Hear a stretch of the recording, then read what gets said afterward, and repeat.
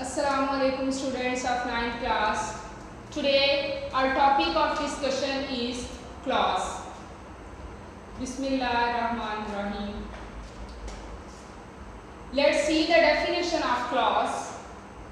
Clause is a group of words that contains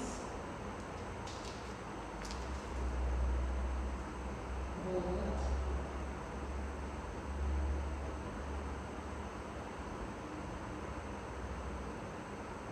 subject and predicate.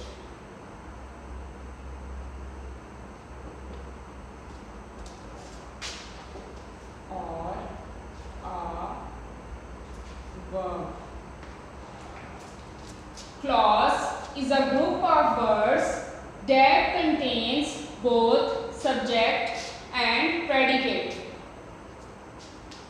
Clause जो है वो group of words है, अल्फाज का मजमुआ है जिसमें पाया जाए सब्जेक्ट और प्रेडिकेट। अब हम देखते हैं कि सब्जेक्ट क्या होता है, किसे कहते हैं सब्जेक्ट।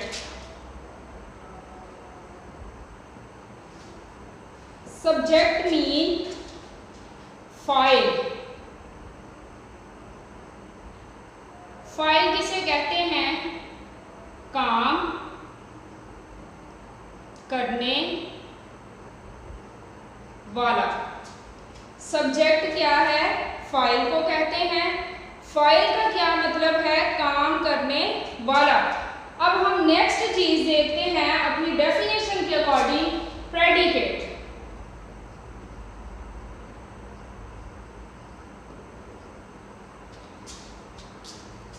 इसका मतलब है इशारा।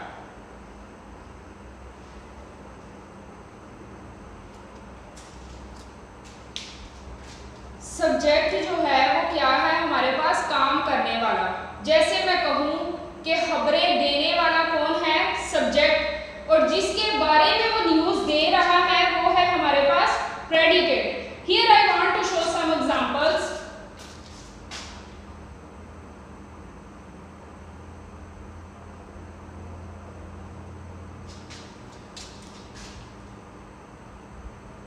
अहमद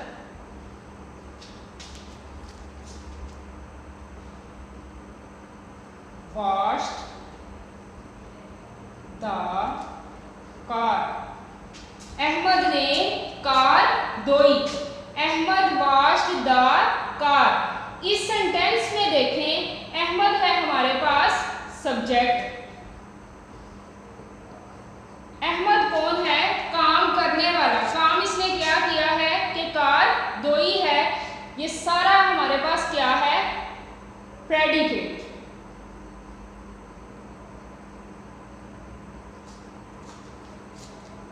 काम करने वाला subject,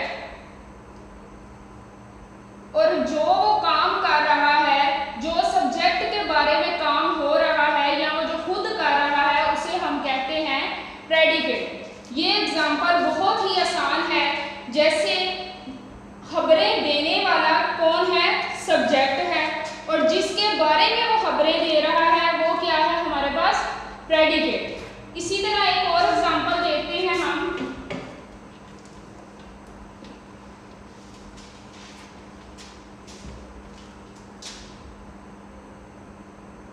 Anila and Sania clean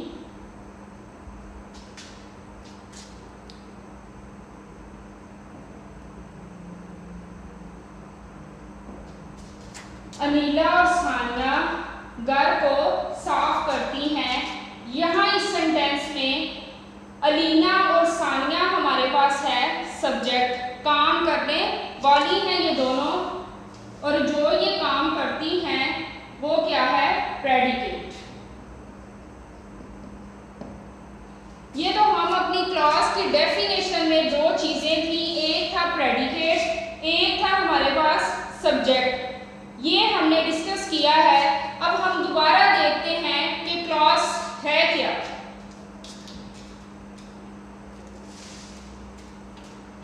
clause हमने पढ़ा है कि ग्रुप ऑफ वर्ड्स हैं जिसमें सब्जेक्ट भी हो और प्रेडिकेट भी हो। इसे हम सेंटेंस भी कह सकते हैं क्लॉज को। He likes to eat mango, ये क्या है हमारे पास? क्लॉज है। In simple words, we can say that clause form a larger part of a sentence. हमारे सेंटेंस का जो बड़ा हिस्सा है वो कौन बनाता है? क्लॉज। मुझे उम्मीद है कि आपको क्लास की अच्छी तरह से समझ आ गई होगी। हम अपने नेक्स्ट टॉपिक की तरफ चलते हैं, वो है फ्रेज।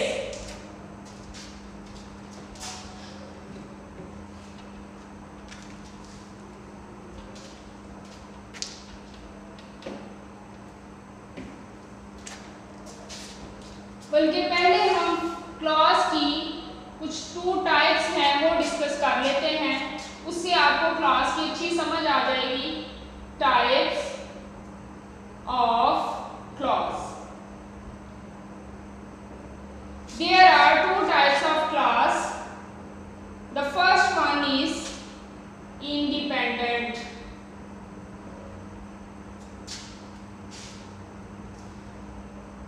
इंडिपेंडेंट क्लॉज, इसे हम प्रिंसिपल क्लॉज भी कह सकते हैं।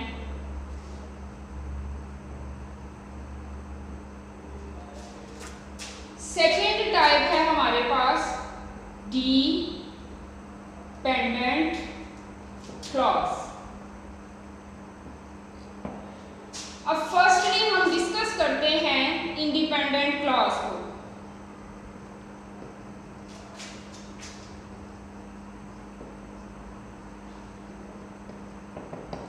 इंडिपेंडेंट, इस वर्ड ने हमें बता दिया है कि ये किसी पर डिपेंड नहीं करता, आजाद है, ये अकेला ही काम कर सकता है, कंप्लीट सेंस दे सकता है। इस वर्ड ने हमें बता दिया। हम आगे इसकी डेफिनेशन देखते हैं। Independent clauses are a complete sentence that can stand alone and express a complete thought.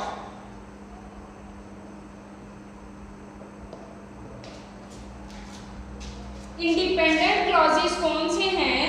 Independent clauses are a complete sentence that can stand alone and express a complete thought. Independent clause ऐसे clauses हैं जो मुकम्मल sentence ही होते हैं, मुकम्मल जुमला होते हैं, जो अकेले ही अपना मफहूम हमें अच्छी तरह से समझा सकते हैं।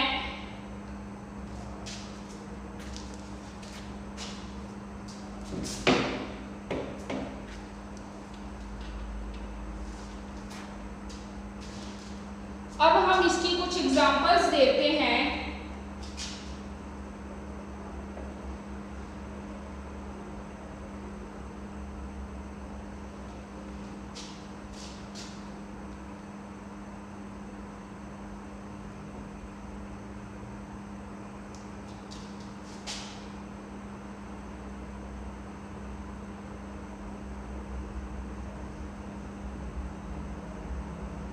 Ahmad is going to school। ये क्या है हमारे पास? एक कंप्लीट सेंटेंस है। इसे हम इंडिपेंडेंट क्लॉज भी कह सकते हैं क्योंकि ये किसी पे डिपेंड नहीं कर रहा, ये अकेले ही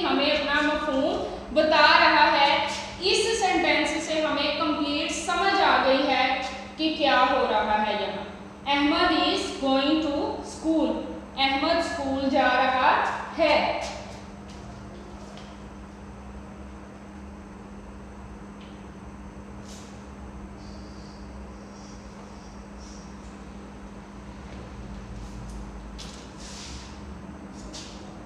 नेक्स्ट और एक एग्जांपल देखते हैं। आई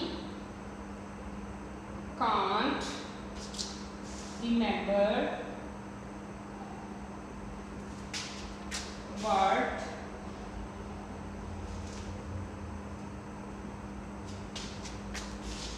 हैपेंड लास्ट नाइट। अब ये सेंटेंस भी हमें कंप्लीट मफहूम दे रहा है। इसे हम कह सकते हैं इंडिपेंडेंट क्लॉज।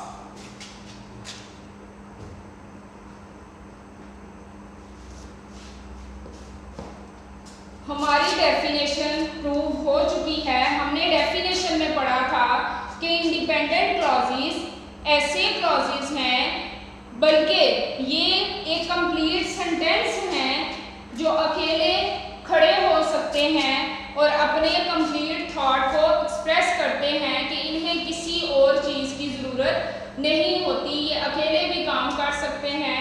हम नेक्स्ट टाइप इसकी देखते हैं कि वो कौन सी है।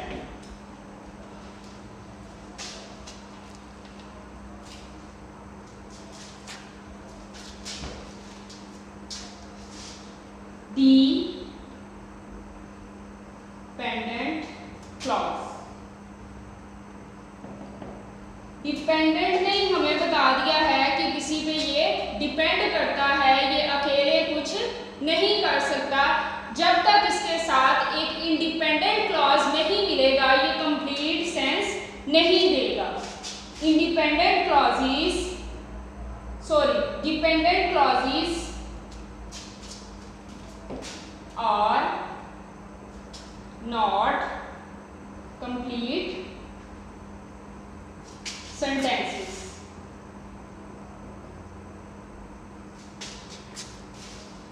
They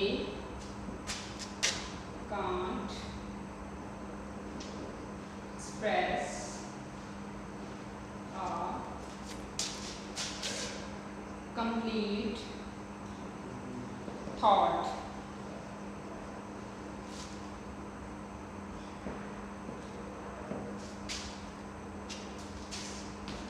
डिपेंडेंट क्लॉजेस जो हैं वो कंप्लीट सेंटेंसेस नहीं होते और ना ही वो अकेले हमें मुकम्मल मफहूम दे सकते हैं। इन्हें किसी इंडिपेंडेंट क्लॉज की ज़रूरत होती है जिसके साथ मिलकर ये हमें कंप्लीट सेंस देते हैं। See some examples. When the President arrived.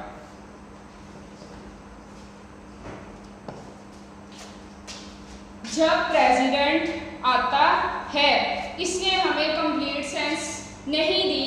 हमें समझ नहीं आई कि जब वो आता है क्या होता है, हमें कुछ समझ नहीं आई। जब तक इसके साथ हम इंडिपेंडेंट क्लॉज को ऐड नहीं करेंगे, हमें इसकी समझ नहीं आएगी। एक और एग्जांपल देखते हैं। Until the sun sets। यहाँ तक के सूरज गुरूब हो जाता है। क्या होता है? तो सूरज गुरूब हो जाता है। ये भी हमें मुकम्मल सेंस नहीं दे रहा, तो ये किस कैटेगरी में आ जाता है? Dependent clause. डिपेंडेंट क्लॉजेस कौन से होते हैं?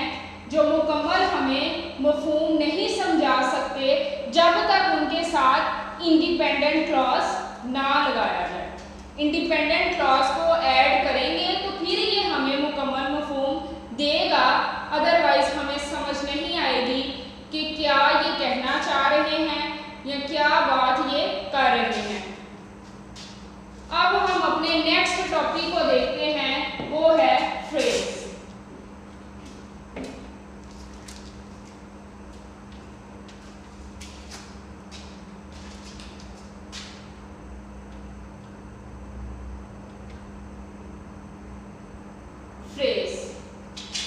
Let's see the definition.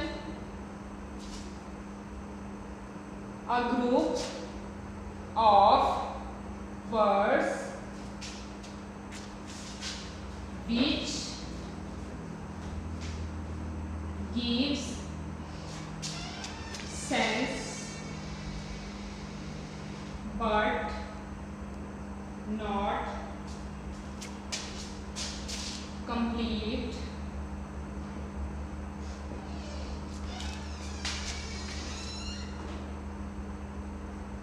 gives complete sense and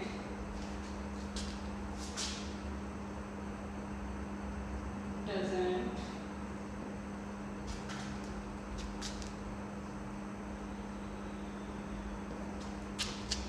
subject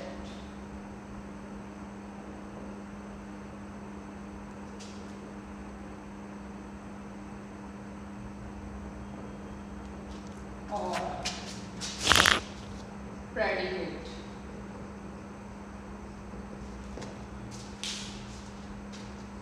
phrase क्या है? Group of words. ये भी अल्फाज का मजमुआ है जो हमें सेंस तो देता है, जिससे हमें मफहूम तो समझ आता है, लेकिन मुकम्मल मफहूम समझ नहीं आता, और ना ही इसका सब्जेक्ट होता है और ना ही इसका प्रेडिकेट होता है। हम सब्जेक्ट और प्रेडिकेट के बारे में पहले पढ़ चुके हैं। अब हम देखते हैं इसकी examples.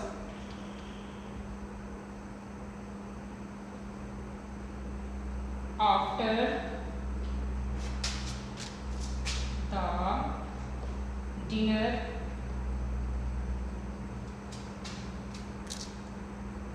on the floor, in the ground। अब इन सेंटेंसेस को देखें। आफ्टर द डिनर, खाने के बाद, सेंस दे रहा है हमें, इसका थोड़ा सा मफहूम समझ आ रहा है, लेकिन मुकम्मल मफहूम समझ नहीं आ रहा। इसी तरह इसे देखें। ऑन दी फ्लोर, क्या है फर्श पर, हमें सेंस तो दे रहा है लेकिन कंप्लीट सेंस नहीं देता। इन द ग्राउंड, क्या है ग्राउंड में, क्या है मैदान में, समझ तो आ रही है थोड़ी सी, लेकिन मुकम्मल समझ नहीं आ रही। इसी को कहते हैं फ्रेज। अब हम देखते हैं सेंटेंसेस क्या होते हैं।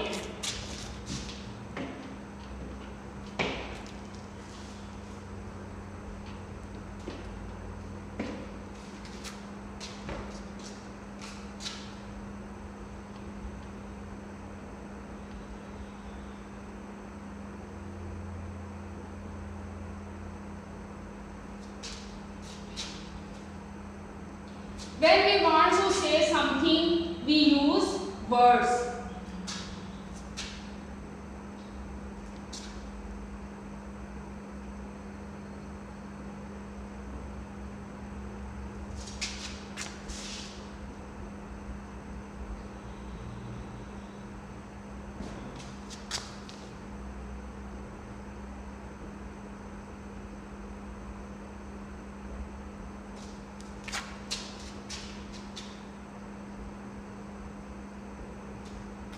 A combination of words that makes complete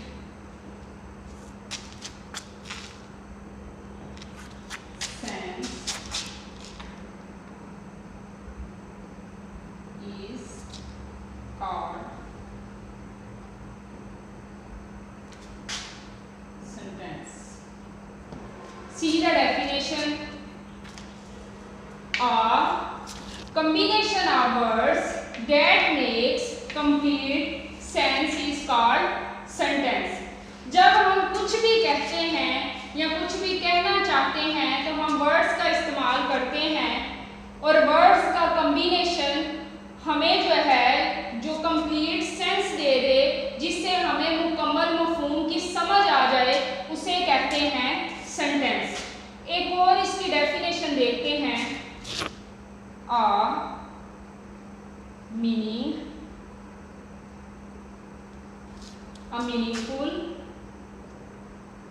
group of words is called sentence.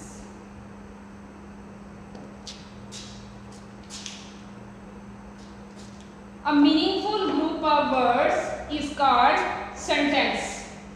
ठीक है, अब इससे हमें ये समझ आई कि ऐसा नहीं है कि बस वर्ड्स का कॉम्बिनेशन हो, कि वर्ड्स इधर लिख दी है, मैं क्या लिखती हूँ, go to go school. No doubt it is a combination of words, but it doesn't give complete sense. So this is not actually a correct sentence. अब ये भी combination of words है, लेकिन इससे हमें मफ़हूम समझ नहीं आ रहा, ये meaningful group नहीं है words का, इसलिए ये sentence नहीं है। हमने एक definition में पढ़ा कि meaningful group होना चाहिए words का। यहाँ हमने पढ़ा है कि combination of words that makes complete sense. Words का कॉम्बिनेशन जो हमें मुकम्मल सेंस दे दे, जिससे हमें मुकम्मल मफ़हूम समझ आ जाए, उसे कहते हैं सेंटेंस। अब हम इसकी एग्जांपल्स देखते हैं।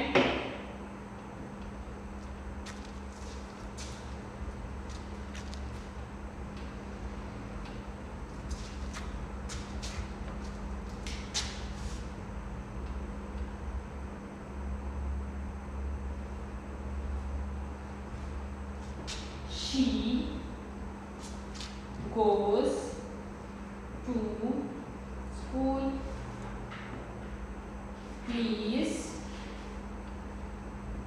bring me a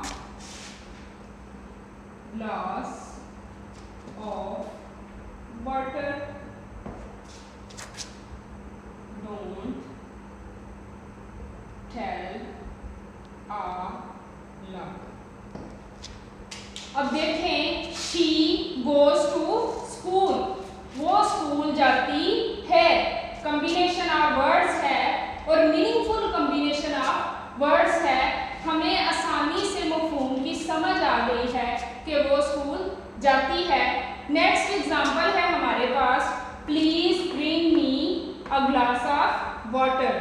बराए मेहरबानी मुझे पानी का एक गिलास ला दें। ये क्या है, ये भी कॉम्बिनेशन ऑफ वर्ड्स है, मीनिंगफुल कॉम्बिनेशन ऑफ वर्ड्स है और हमें मुकम्मल सेंस दे रहा है। डोंट टेल अ लाई, झूठ मत बोलो। ये क्या है, ये भी कॉम्बिनेशन ऑफ डिफरेंट वर्ड्स हैं और हमें ये मुकम्मल सेंस दे रहा है